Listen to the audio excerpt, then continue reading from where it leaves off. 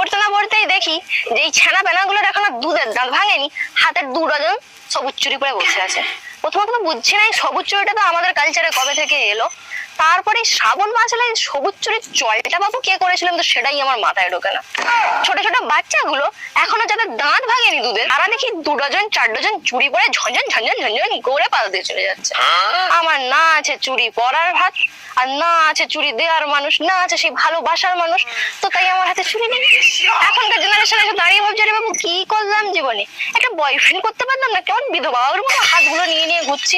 আর এরা তো দেখি সব এইটুকু বাচ্চাগুলো সবুজ সবুজ চুরি করে ঘুরে বেড়াচ্ছে। কি করলাম জীবনে, জীবনে তো কিছুই করতে পারলাম না।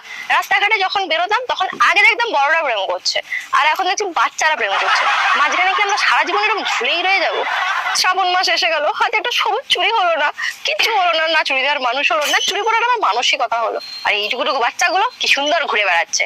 ওরা আবার বলবে আমাদের নাকি ফার্স্ট্রেশন। হ্যাঁ ভাই, আমাদের ফার্স্ট্রেশনই হয়। তোরা এইটুকুটুকু বয়সে চুরি করে একদম মঙ্গল কামনায় উঠে পড়েছিস, আর আমাদের সেটুকু মঙ্গল কামনা করার মতো মানুষই নেই জীবনে। কি হবে কে জানে বাবা, এরকম ভাবেই হয়তো মরে যাবো সিঙ্গেল হয়ে মমতা পিসির মতো।